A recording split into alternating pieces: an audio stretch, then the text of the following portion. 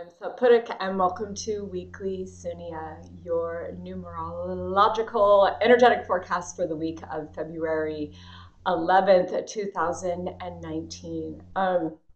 Okay, working with the 10 frequency this week, which is an interesting frequency to work with, considering, at least in America, there's this holiday called Valentine's Day.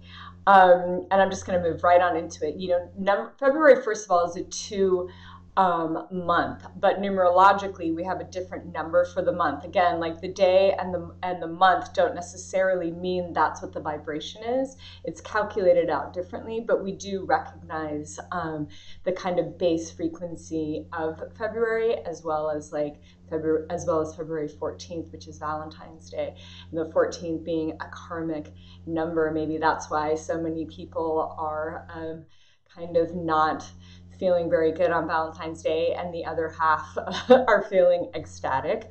But I'll talk about that another day. I do want to talk about love, though, because it is kind of the week of love. And actually, what I like about this month and about this time, regardless of how Valentine's Day gets interpreted, it is great to focus on what that theme of love really is. I feel like Valentine's Day gets kind of co-opted into the romantic love, and essentially, if you can go deeper than romantic love, just into love, then and remember that, then you're going to be doing really, really well.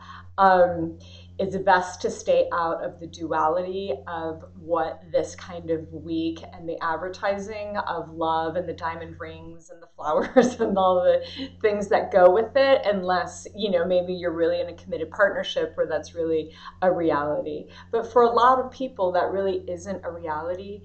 And so it's best to just kind of stay with the love and go inside of yourself and essentially love the one you're with. Um, I know that's a song, but I can't remember what song it's from. But I always remember that line, because essentially the other is you.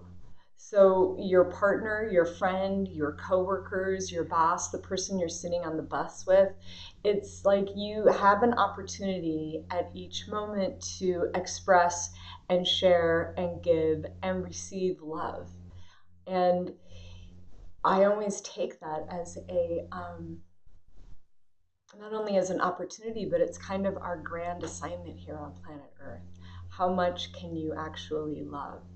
And when I talk about it here, in my house, cozy with some people that I love, it seems easy, but it can be challenging to love the one you're with or love the one that's standing next to you, because they may not be the kind of person you necessarily like. And I always find that maybe it's the person that just cut you off driving, and you say, how do you love that person? And sometimes that's it, that in there lies the challenge. And when you just go with that simple formula, you will, in of itself, like raise your consciousness and raise other consciousness around you. I mean, honestly, all the theology, all of the philosophies, all the religions, all of the self-help programs, if you can just get into like really loving, how do you love yourself and love others in that way, like you can really gain a lot of ground. Um, so it's the day of loving yourself, but I don't mean it in an ego way. I mean in a real way of just acceptance. So that's kind of what it would look like if you loved everybody and everything that you did. You would just be in acceptance about everything that's around you. And then when you're in acceptance, you actually feel pretty good. And that's a different kind of love than this romantic, projected, kind of fantasy love that happens around Valentine's Day. And it's not that that love isn't beautiful or meaningful, or even has depth to it. It does, but there's more to love. There's all kinds of love, and it's really a great week to think about that and ponder that and express it in ways that maybe you haven't, or maybe you haven't in a while. with yourself and then maybe out into the world.